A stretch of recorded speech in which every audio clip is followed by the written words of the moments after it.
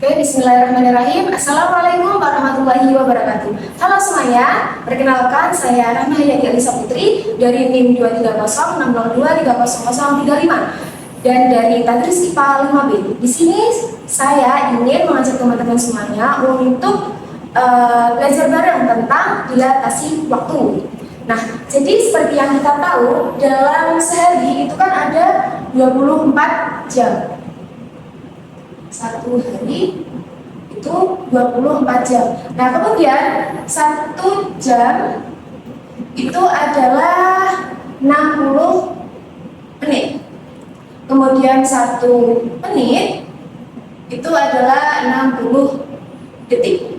Nah, ini merupakan sebuah fakta yang absurd yang mana ini sudah diterapkan dalam kehidupan sehari-hari kita. Akan tetapi sebenarnya waktu itu bukan suatu hal yang absolut, akan tetapi adalah suatu hal yang relatif.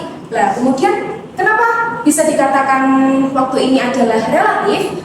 Maka dari itu kita di sini mempelajari tentang dilatasi waktu.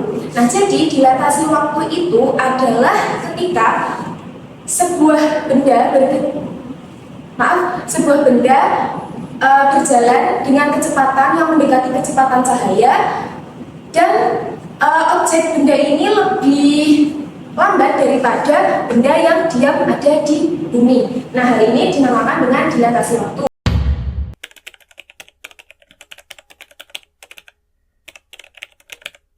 Misal nih contohnya, ada astronot menggunakan pesawat untuk ke bintang.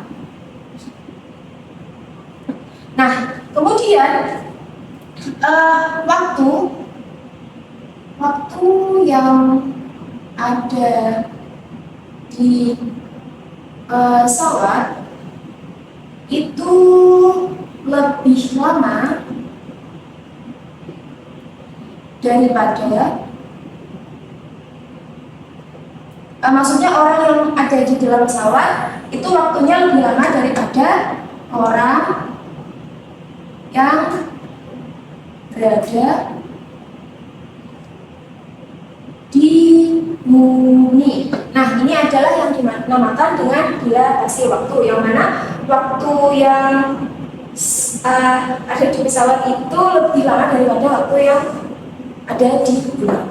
Nah, fenomena ini sudah dibuktikan dengan berbagai eksperimen. Salah satunya ada eksperimen yang tentunya sudah kita kenal, yaitu eksperimen menggunakan jam atom. Jadi, misalnya ada jadi 1 jam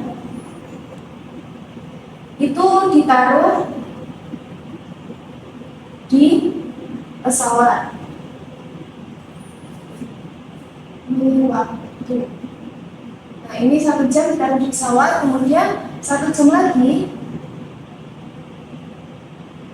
itu ditaruh di bumi. Nah, dari dua perbandingan ini tadi menunjukkan dari eksperimen jam atom itu tadi bahwa waktu yang ada di pesawat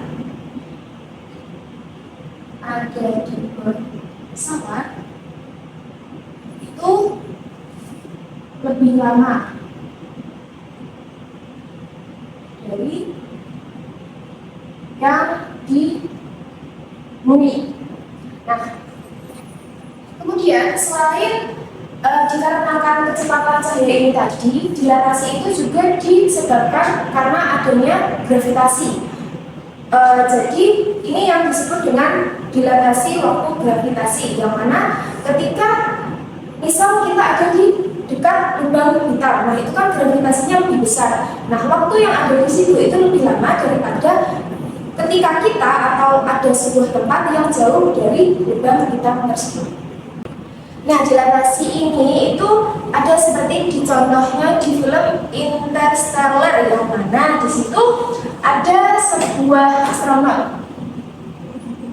astronot mereka ingin ke planet, yang mana planetnya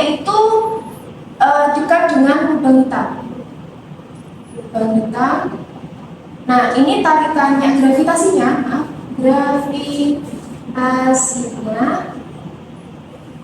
sangat besar. Nah, kemudian ketika gravitasinya sangat besar, itu waktu sama dengan semakin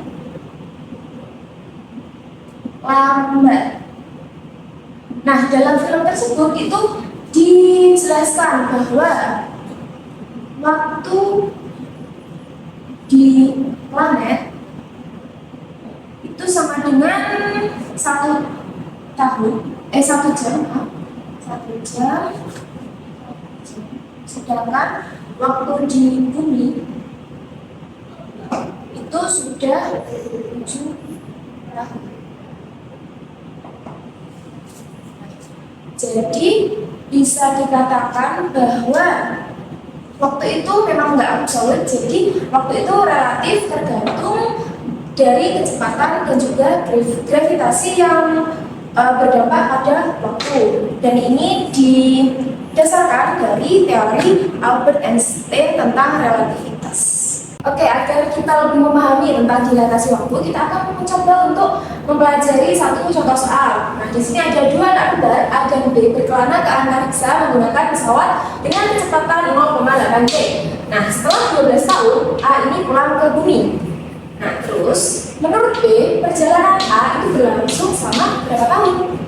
Nah, seperti yang kita tahu, rumus dilatasi waktu itu adalah T sama dengan T0 per akar 1 minus V kuadrat per C kuadrat. Nah, di sini kan kita ingin mengetahui perjalanan A itu berlangsung selama berapa tahun. Ini kan berarti T-nya. Kemudian T0-nya itu adalah waktu awalnya itu kan 12 tahun. Jadi kita masukkan 12 tahun per akar 1 minus V2. V2 ini kan kecepatannya yaitu 0,8 C. Jadi 0,8 C. Nah, per C kuadrat. Nah, di sini C-nya kita coret. Kemudian lanjut 12 per akar 1 minus, di sini 0,8 dipangkatkan 2 adalah 0,64.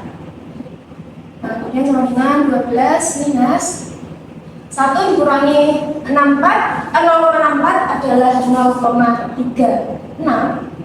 Kemudian lanjut lagi 12 per akar dari 0,36 itu adalah 0,6. Sama dengan berarti T adalah 20. Jadi hasilnya adalah perjalanan A itu berlangsung selama 20 tahun menurut si B. Nah, sudah seperti itu kiranya cukup. Ada kurang lebihnya mohon maaf. Wassalamualaikum warahmatullahi wabarakatuh.